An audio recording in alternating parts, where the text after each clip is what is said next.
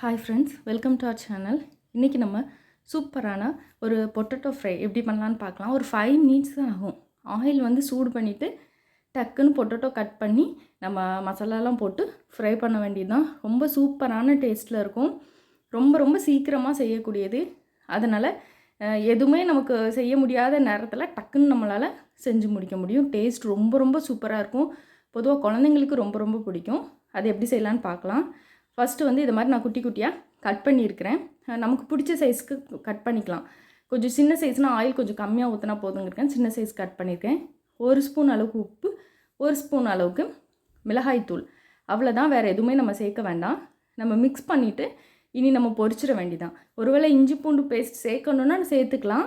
அது இல்லாமனாலும் நம்ம பண்ணலாம். டேஸ்ட் நல்லாயிருக்கும். உப்பு சேர்த்துருக்கிறதுனால கொஞ்சம் ஒரு 5 minutes 10 minutes வச்சுருந்தோம் அப்படின்னா தண்ணி விட்டுரும். அதனால் அப்படி டக்குன்னு உடனே போட்டு நம்ம பொரிச்சு எடுத்துடலாம். ஆயில் கம்மியாக இருந்தால் கூட போதும். கொஞ்சமாக போட்டு நம்ம நல்லா பொன்னிறமாக வர அளவுக்கு நல்லா நம்ம வறுத்து எடுத்துக்கலாம். ரொம்ப சூப்பராக அந்த உப்பு காரம்லாம் பிடிச்சி ரொம்ப சூப்பரான டேஸ்ட்டில் இருக்கும்.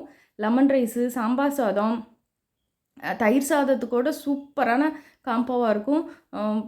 மோஸ்ட்டாக அந்த குழந்தைங்களுக்கு ஸ்கூல் போகிற குழந்தைங்களுக்கு ஒரு டைம் செஞ்சு கொடுத்தீங்கன்னா கண்டிப்பாக இது அவங்களுக்கு ரொம்ப பிடிக்கும். நமக்கும் இது ரொம்ப ஈஸியாக இருக்கும். டக்குன்னு நமக்கு வேலையும் முடியும். குழந்தைங்களுக்கும் பிடிச்ச மாதிரியான ஒரு ரெசிபியாக கூட இருக்கும். அவ்வளோதான். இந்த ஸ்டேஜில் கூட நம்ம எடுத்துக்கிட்டு சர்வ் பண்ணலாம். நல்லா தான் இருக்கும். இன்னும் கொஞ்சம் மொறுன்னு வேணும்னா ஒரு 2 to 3 minutes நம்ம இன்னும் வச்சுருந்தோம் அப்படின்னா நல்லா மொறுன்னு வரும். ஃப்ளேம் வந்து மீடியம் ஃப்ளேமில் வச்சுக்கோங்க. லோ ஃப்ளேம் வேண்டாம். அவ்வளோதான். நல்லா சூப்பராக நமக்கு ஃப்ரை ஆகிட்டு இதை அப்படியே நம்ம எடுத்து சர்வ் பண்ண வேண்டியதான். நீங்களும் உங்கள் வீட்டில் ட்ரை பண்ணி பாருங்கள். ரொம்ப ஈஸியாகவும் சூப்பர் டேஸ்ட்டாகவும் இருக்கும். தேங்க்ஸ் ஃபார் வாட்சிங்.